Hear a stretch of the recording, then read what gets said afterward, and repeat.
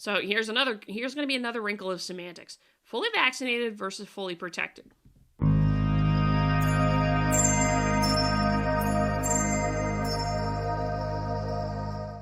Okay, a little something that caught my attention. And yes, we are going to talk about COVID, whatever comes with YouTube. So here's something interesting that caught my attention, and the reason it did, thank you, Kieran, actually, great journalist, who has pointed this out for me, and we had a little discussion about it, so I thank him for some of his commentary on that. And it had to do with this article that popped up that he commented on, that we subsequently went back and forth on. Unvaccinated people are 32 times more likely to die with COVID than people who have received both doses, new research suggests. Here's the thing. The reason this comes up as a science issue is the definitions for a lot of things, not just language-wise, just what does a word mean, but things like die with COVID-19 or die from COVID-19 mean two very different things, potentially. And so seeing something like this, you start to wonder. So the article itself is interesting, leading Britain's conversation. Unvaccinated people 32 times more likely to die with COVID-19, study suggests. Unvaccinated people are 32 times... Don't you just love it when they just repeat a headline? Anyway. There was a consistently lower, quote, rate of death from coronavirus in those who had had both jabs compared to those who had one or no vaccinations, according to the Office for National Statistics. Now, this is in the UK, so that is a UK agency. The research used age-standardized mortality rates, which take into account differences in age and population size to allow comparisons between different vaccination groups. So yes, that's obviously an odd problem, is if you have fewer of one group or different sizes of groups, different ages of groups, things like that. That's what you have to deal with. That is what that is supposedly supposed to be accounting for. The mortality rate among unvaccinated people was 849.7 per 100,000 from January 2nd to September 24th, 2021. For people at least 21 days after the second dose of the vaccine, the rate was just 26.2 per 100,000. For those less than 21 days after the first dose of the vaccine, the mortality rate was estimated at 192.4 per 100,000, while those at least 21 days after first jab, the rate was lower at 105.31. Okay, so here's a bunch of things on that. There's a lot of interesting information in there, just in that, and I'm actually going to go over, because I went to find the Office of National Statistics here. And there's a bunch of things I want folks to keep in mind with this, and there's a reason I'm pointing it out, and these are questions to ask of CDC, questions to ask of the FDA, questions to ask of your doctor, questions to ask, and I'm just saying you should ask questions of the appropriate people. I'm not saying anything against them, YouTube. And it's amazing that I have to say any of it, but YouTube is very censorious at times. So this is the actual study that other article goes into. Deaths involving COVID-19 by vaccination status in England. Deaths occurring between 2nd of January and 24th of September 2021. Weekly age standardized mortality rates. This is a statistical bulletin that they put out today, and it's based upon this data. So they gather all that data from January 2nd to September 24th. And why January? Why not start on New Year's Day? But anyway, from that point, and then got into got into doing the analysis and what have you. A question that I don't know, because it's the UK, is whether or not this was peer-reviewed or internally reviewed or anything like that before its publication. I have no idea on that for sure. That would be somebody in the UK might want to help me with that one. Otherwise, I would leave it to the agency to respond to that and how they do that. But anyway, here's the thing I want to point out. Between 2nd January and 24th September 2021, the age-adjusted risk of deaths involving COVID-19 was 32 times greater in unvaccinated people than in fully vaccinated individuals. Weekly age standardized mortality rates for deaths involving COVID-19 were consistently lower for people who had received 2 vaccinations compared with 1 or no vaccinations. ASMRs take into account differences in age, structure, and population size to allow comparisons between vaccination status groups. However, some differences between the groups, such as health status, may remain and partly explain the differences in ASMRs. Okay, do you notice the semantics with this? And it does matter because the definitions of these things matter. And at the same time, I have not yet seen a great definition, what people mean defining a whole lot of things here. And maybe it's in this glossary. I may go down to that glossary and see if they put it in there. But the thing in here is, in the article, this is poor news journalism to not use the real language that the authors were using here. In here, they're using deaths involving COVID-19. The other article is deaths with COVID-19. And then, of course, there's the deaths from COVID-19. We've had, if you follow the news enough in the U.S., you've noticed the kerfuffle around the number of deaths that has to do with whether or not somebody died from COVID or they just happened to have COVID but died from another cause, as whether or not those death numbers have been inflated as a result. That's a question, YouTube. I am not launching off into conspiracy theory. You just commenting on the state of things. Calm down, YouTube. But that's the language. I don't know what that means, to be honest, in the way this article is written. I'm presuming they mean deaths with, but I don't know that for sure. And that's what makes it incredibly difficult to interpret some of these things. So a point you can always ask, and you always should ask, of different scientific enterprises and different folks who put these kinds of things out is, what do you mean when you say X? What do you mean deaths with COVID, deaths involving COVID, or deaths from COVID? Deaths from COVID being the most clear of the three of those, meaning you died from COVID-19, or well, not you died, but somebody who had COVID died from COVID-19. So let's see, age, standard age, mortality rates. Okay, and so this is the table with the actual data in it, and it has to do with the mortality rates versus all other deaths kind of thing here. And these are the numbers. These were the numbers that were actually quoted in the article here. And you notice how this is broken out? This is actually broken out differently. If you go by the CDC definition, the CDC definition, I believe, that they're using for fully vaccinated at the moment, which we'll get to that in a second, at the moment is that you are 2 weeks after your final dose of your chosen vaccine, be it Johnson & Johnson, Pfizer, or Moderna. In this case, they're looking at either Pfizer or Moderna because Johnson & Johnson's a single dose vaccine.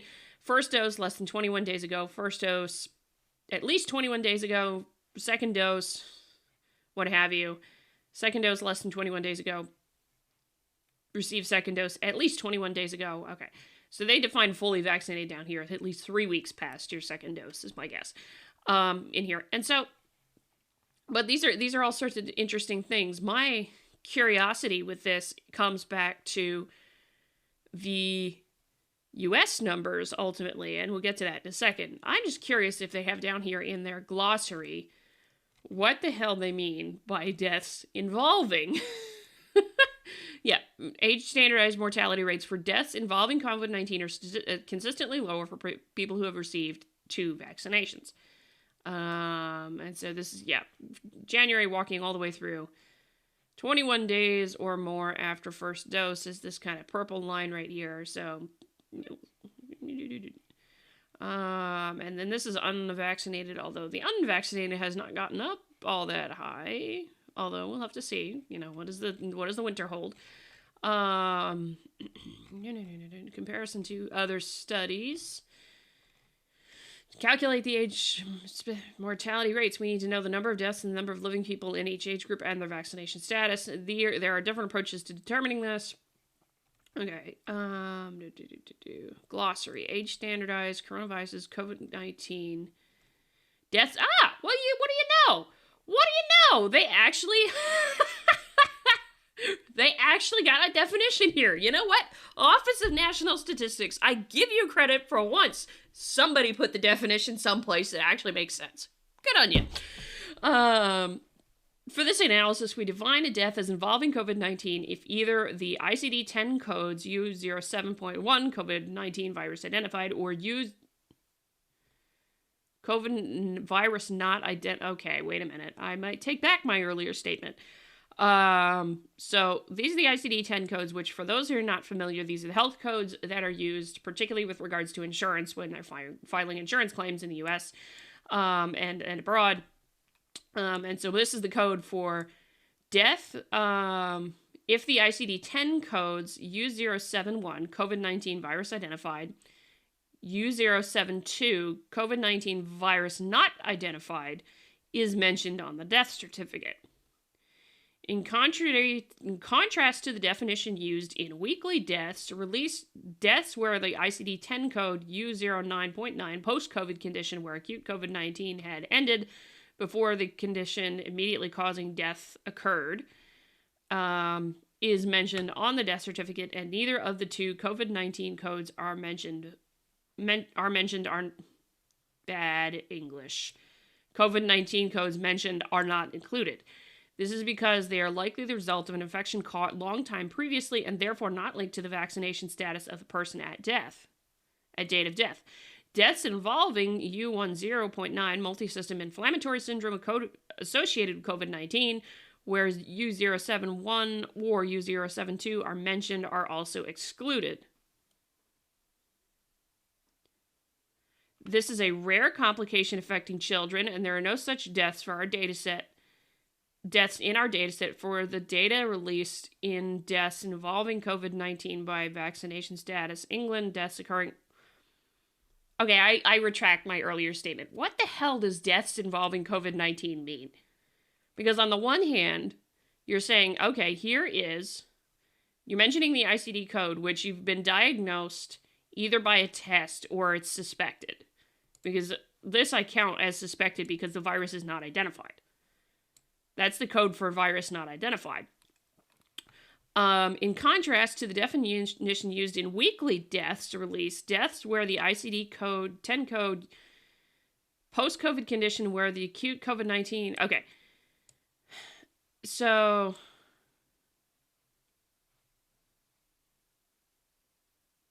Okay. In contrast to the definition used in weekly deaths release, deaths where the ICD-10 code U9.09, which is post-COVID, it's after the acute inflammatory thing, is mentioned, and neither of the two COVID-19... Okay. So, this is interesting. In contrast to what they do for the weekly deaths release, deaths where this is here and neither of the other two COVID codes are included, these two up here, those are not included as a death involving COVID-19. So, in other words, in the weekly totals, they do include these as a death involving COVID-19, but in this study, they didn't. And they justify it this way. This is because they are likely to be the result of an infection caught long time previously and therefore not linked to the vaccination status of the person at the date of death. But that doesn't matter. Hang on, that doesn't matter what the vaccination status was. If it's a death involving COVID-19, it doesn't matter what the vaccination status does. That doesn't make any sense. So this right here doesn't make any sense to me as to why they would... Hey, Karen, this one's for you. This doesn't make any sense to me as to why they would include this in the weekly deaths and not include it here. It has nothing to do, whether or not you're involving COVID-19 has nothing to do necessarily with the vaccination status at your time of death. That doesn't make sense to me. Karen, something you could have fun with.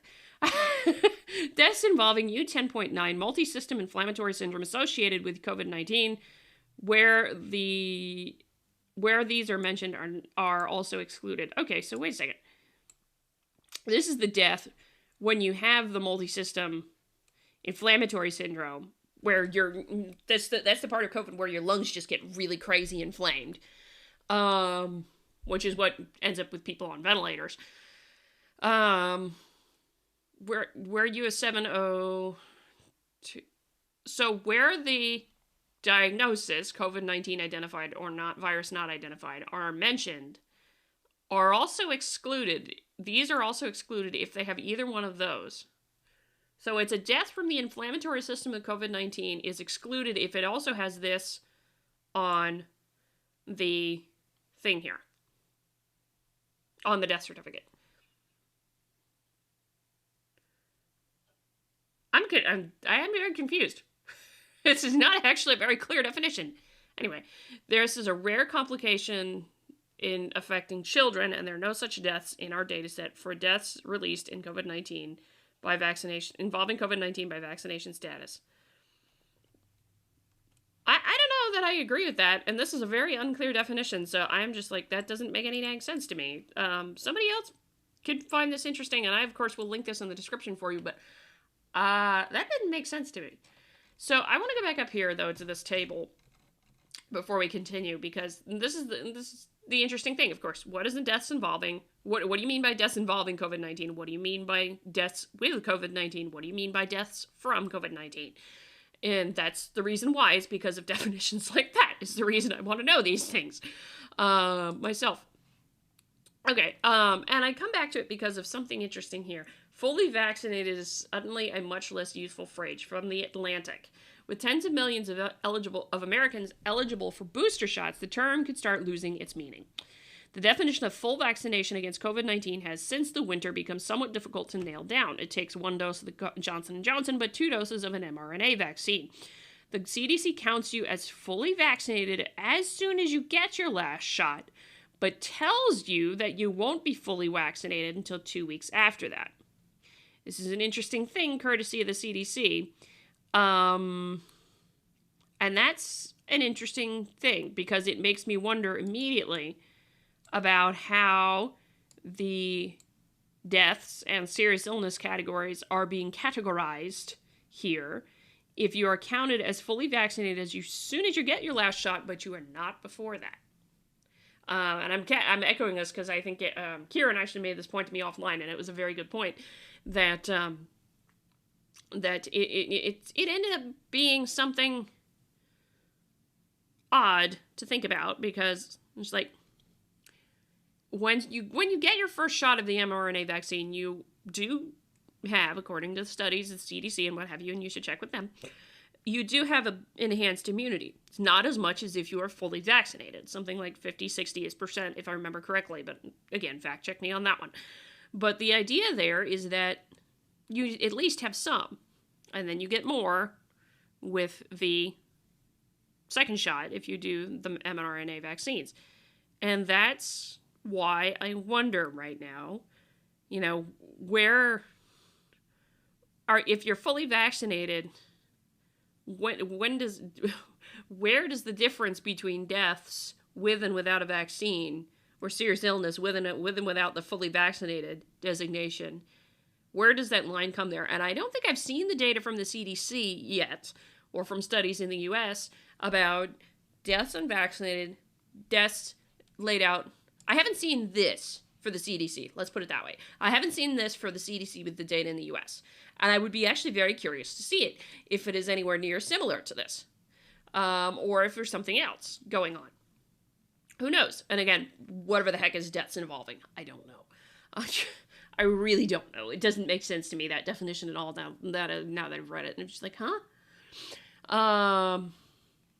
And so that's something to think about. And I was pointing this out to me. You're counted as fully vaccinated in the US as soon as you get the last shot by the CDC.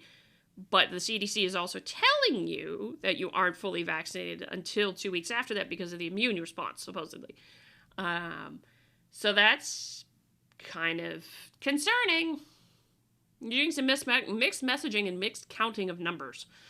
Now in the age of booster shots and breakthrough cases, the phrase has gotten even murkier. Earlier this morning, the CDC officially backed booster shots for tens of millions of Americans who are 6 months past their second Pfizer dose.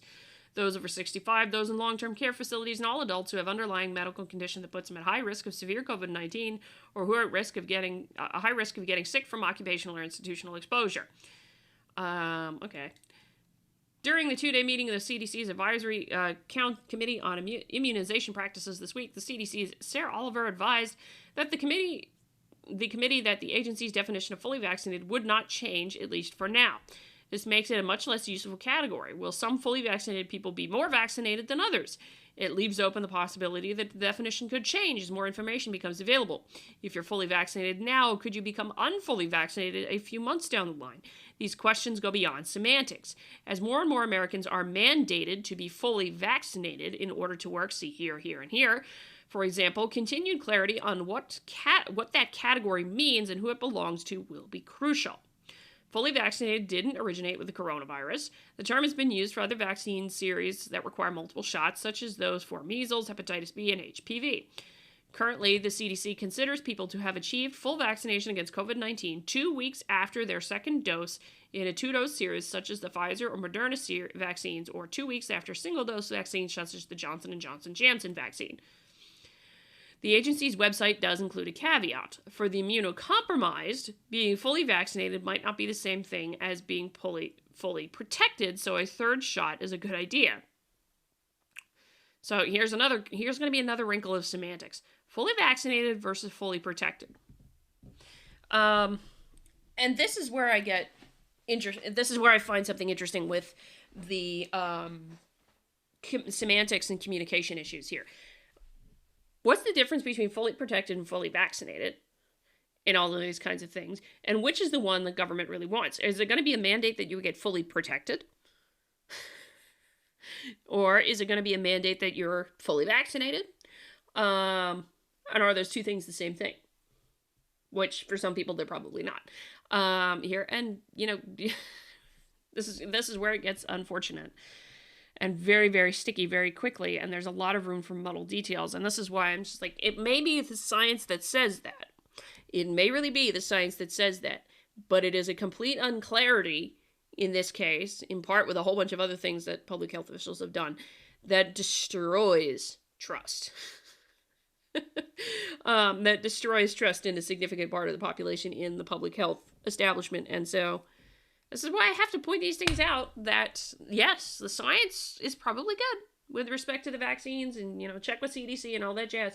But all this kind of stuff like this makes it really, really difficult for some people to have trust with these kinds of things. And so that's what I'm worried about with this, is that you're destroying communication with all this. So semantics, they do matter. Part of the problem is that the difference between full vaccination and full protection has been explained less than perfectly to the American public, you think? The truth is, no one is 100% protected from the coronavirus after vaccination, regardless of how healthy their immune system is. That's simply not how vaccines work, especially in the context of a pandemic virus that hasn't stopped evolving. Quote, you cannot definitively say until we finally beat the virus or gotten it to a point where it is no longer killing people that you are fully protected. Says, I can't pronounce that name. Sorry, not going to try. A health law expert and co-founder of St. Louis's University's Institute for Healing Justice and Equity. Oh my gosh, what a name. I'm not going to go all the way through that, and particularly since it just clocked me with an ad. But that's the point I wanted to make, actually, was pretty much exactly what they said in the first couple of paragraphs, alongside of the other stuff they said. Semantics, definitions. If you cannot communicate science clearly, regardless of public health or climate change or what have you, why should people trust you? It makes it very easy to seem like you're lying when it's sometimes unintentional, or not intended at all, really. And so that's the point that I really wanted to make with this, so I'm not going to dwell too much longer on it. And thank you, Kieran, for pointing this all out to me, because it made a good point that the semantics and the language does matter. And yes, I am really concerned about what is fully vaccinated going to mean when you're mandating things, when you're mandating this and basically trying to tie a person's job employment to whether or not they're vaccinated, which is pretty shitty, to be honest. Anyway, that's it for me. If you like this video, hit the like button on the way out the door, comment on the video, share the video, subscribe to the channel, and all that good jazz. Don't forget to check us out over on shiasophia.locals.com, and where we can have all these conversations and more. You can join us for the Thursday Thoughts segment, which is just my thoughts on the week thus far. And that is only for only for supporters on Locals. Until next time, I'm Adrian. I hope you stay curious.